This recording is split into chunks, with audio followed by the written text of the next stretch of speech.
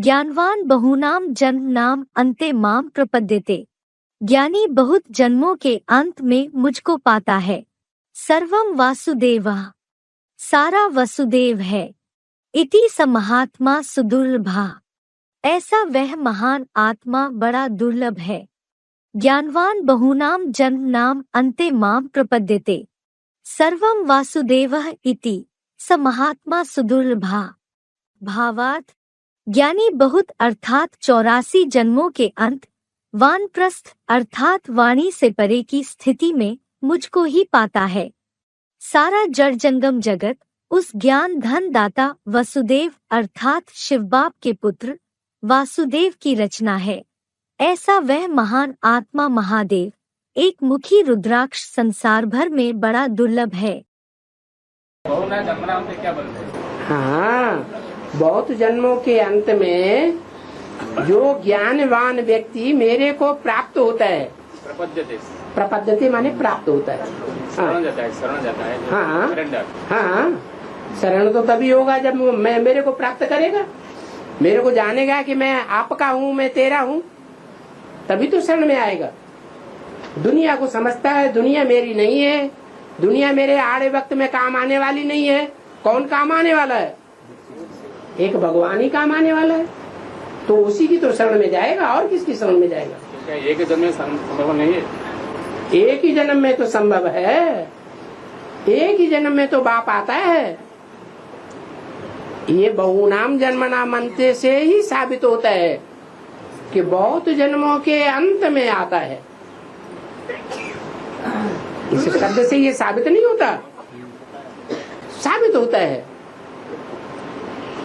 बहुनाम कितने जन्म होते हैं? ज्यादा से ज्यादा 84 जन्म। इनकी वानप्रस्थ अवस्था में प्रवेश करता हूँ। वानप्रस्थ अवस्था कब से होती है?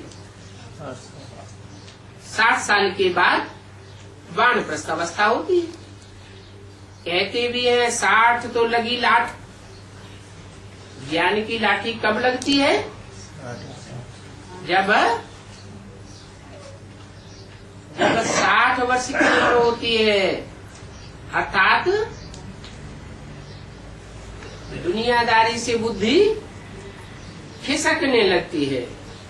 वासुदेवम, वसु कहते हैं, वसु मानी धन संपत्ति, और उसके बच्चे का नाम है वासु। वासु की नाग का भी नाम सुना होगा, सुना ना? तो वो है वासु की नाग, और ये है वसुदेव का पुत्र वासुदेव। भक्ति मार्ग में वासुदेव किसको कहते हैं? कृष्ण को कहते हैं। उन्होंने तो कृष्ण को भगवान मान लिया, लेकिन वास्तव में वासुदेव कौन हुआ? जो वसुदेव का पुत्र है। वसु माने धन संपत्ति, ज्ञान की धन संपत्ति देने वाला। देव माने देने वाला। कौन है? शिव बाबा। तो शिव बाबा अपने पुत्र वासुदेव, ब्रह्मा का पुत्र ब्राह्मण, विष्णु का पुत्र वैष्णव, जिन का पुत्र जैन, एक मात्रा बच्चे के अर्थ में बढ़ती है। तो वसुदेव का पुत्र कौन हुआ? वासुदेव। वो वासुदेव किसके लिए कहा? उन्होंने तो कृष्ण के लिए लगा दिया, लेकिन वासुदेव है कौन? है जो धन संपत्ति, ज्ञान की धन संपत्ति देने वाले का पहला पुत्र है। कहते हैं देव देव महादेव। देव ब्रह्मा, देव विष्णु, देव देव कहते हैं कि महादेव। तीसरा महादेव, माने देव देव हो गए दो। कौन कौन? ब्रह्मा और विष्णु, और महादेव शंकर। तो बाबा मुरली में पूछते हैं बड़ा कौन हुआ? है महादेव बड़ा हुआ। रिकॉर्ड चला है, तुम्हें पाके हमने जहां पा लिया है। किसे पाकर? तुम्हें माने किसे?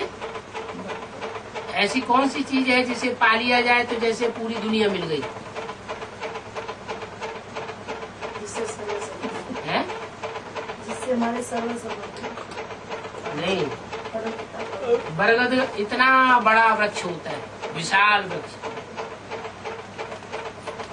बरगद को तो कोई नहीं उठा सकता, लेकिन बरगद का बीज मिल जाए तो बुद्धि में आ जाता है कि बीज मिल गया तो जैसे हमको सारा वृक्ष मिल गया। तो ऐसे ही ये इतनी बड़ी दुनिया, उसको कहते हैं जहान।